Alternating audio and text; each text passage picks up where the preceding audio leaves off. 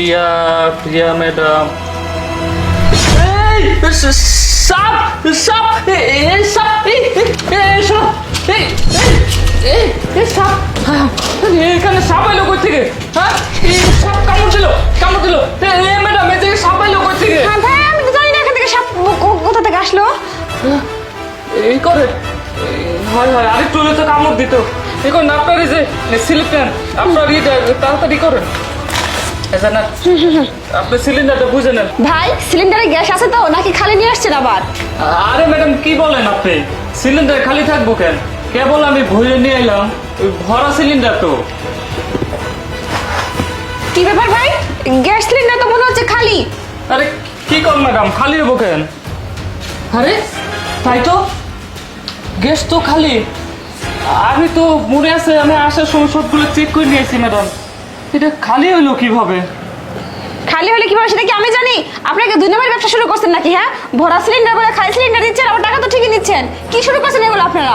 আরে ম্যাডাম আপনি ভুল বুঝতেছেন ম্যাডাম, আমি গ্যাস ভরা সিলিন্ডার নিয়ে আসছি, খালি হলেও কিভাবে এটা তো আমি বুঝতেছি না। বুঝতে পারছি, এগুলো সব তোদের ধান্দা। তোরা আমাদেরকে ঠকিয়ে দুই নম্বরে করে টাকা নিচ্ছিস না? দাঁড়া, তোদের তো ব্যবস্থা করতেই হবে। আমি এক্ষুনি পুলিশকে ফোন দিব, আর ফোন দিয়ে বলবো তোরা আমাদের কাছ থেকে ঠকিয়ে দুই নম্বরে করে টাকা নিচ্ছিস। আরে ম্যাডাম আপনি এইটুকু বিষয়ের জন্য পুলিশকে কেন কল দিবেন? আসলে আমি তো সঠিকটাই আনছি, এখন যদি এখানে এসে খালি হয়েছে আমি কি করব বলেন? তুই কি করবি? তুই যে কি করবি সে ব্যবস্থা আমি করতেছি। দাঁড়া, আমাকে ঠকিয়ে খালি গ্যাস সিলিন্ডার দিয়ে টাকা নেওয়া? আমি এক্ষুনি পুলিশকে ফোন দিচ্ছি, আর আমার স্বামী পুলিশ, ওকে ফোন দিচ্ছি, এসে তোর ব্যবস্থা করবে। দাঁড়া। আরে পুলিশকে ফোন দিতে হবে না, এই যে আমার স্বামী নিজেই চলে আসছে। আরে ম্যাডাম আপনি শুধু শুধু পুলিশকে, কি ব্যাপার এখানে কি হচ্ছে? এত হই হল্লা কেন? ভালো হয়েছে তুমি সঠিক সময় চলে আসছো। জানো এই লোকটা কি করছে? কি করছে? কি রে, তুই আমার বাড়িতে চুরি করছিস নাকি? ওই কি চুরি করছে? কি করছে জানো?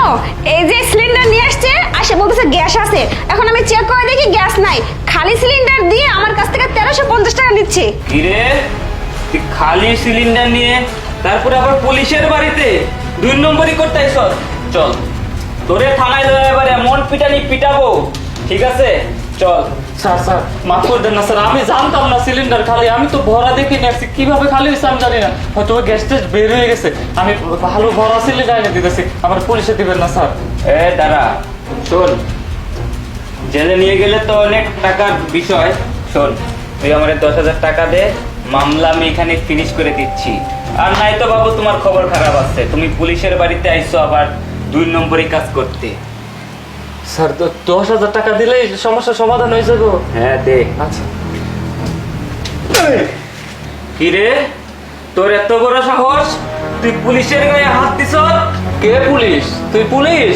হ্যাঁ, পুলিশের ব্যাচ কই, র্যাঙ্কিং কই?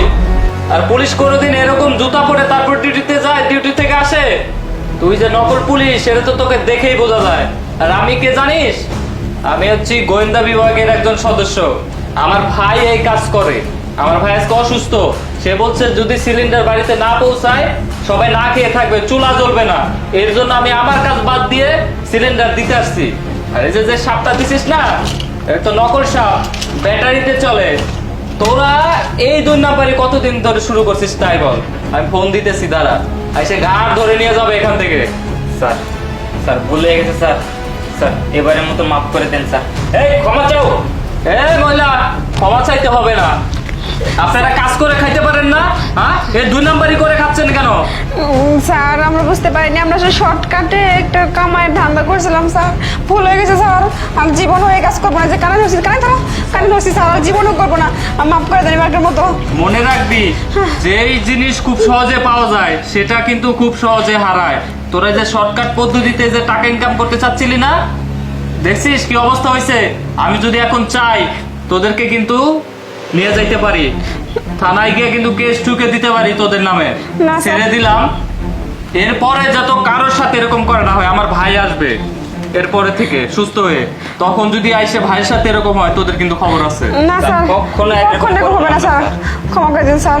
আর যে সিলিন্ডারটা চেঞ্জ করে খালিটা এখানে রাখছিস না, ওইটা দিয়ে রান্না করবি, আর পেমেন্টটা আমার ভাইয়ের কাছে করে দিবি, ঠিক আছে স্যার?